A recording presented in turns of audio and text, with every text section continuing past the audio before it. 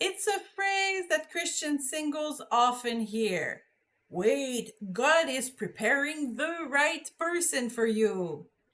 But even though this sentence sounds very spiritual, it's not biblical and it may even be dangerous.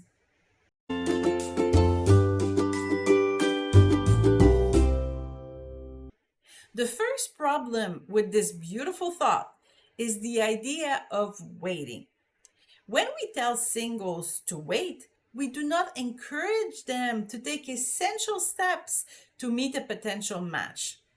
We have made another video where we say that we must not be obsessed with our search, obviously, but there are still few steps we have to take to see this promise. All the promise of God requires us to participate.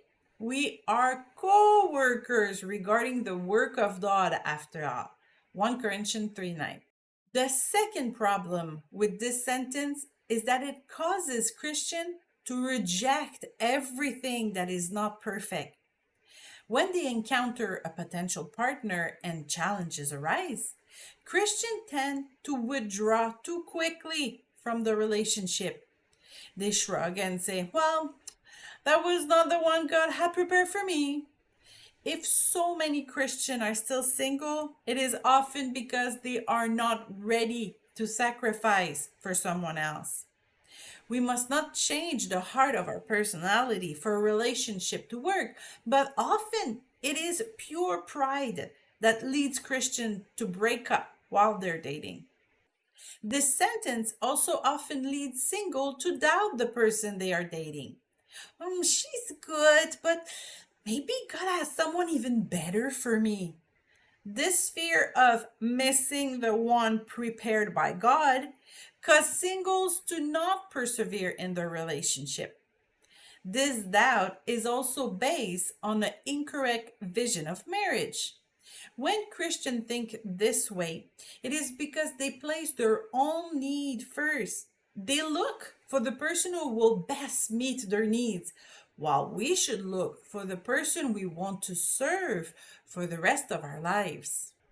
We live in a world that is constantly seeking its own interests, and Jesus denounced that. Matthew 5:44 to 48. We're not talking about getting married to your worst enemy, but we must stop only giving to those who will give us back.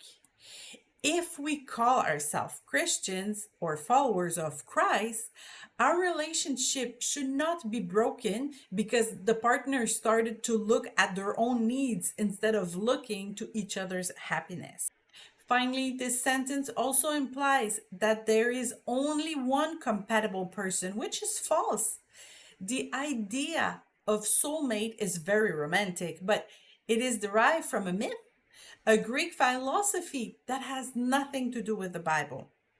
This places the prepared partner on a pedestal, which is rather self centered, as if the person prepared by God has no choice but to be in a relationship and serve them. They think that this person was created for them and them alone. This idea is not very biblical, isn't it? So, what can a married person say to the singles they meet if they want to encourage them instead of this senseless sentence? Maybe, do you want to get married? What kind of partner would you like to serve all your life? What are you doing to meet this potential partner? Continue, you are on the right track. I'm going to pray that you meet a lot of good people who will bless your life. That would certainly be a more useful conversation to have with a single who wants to get married.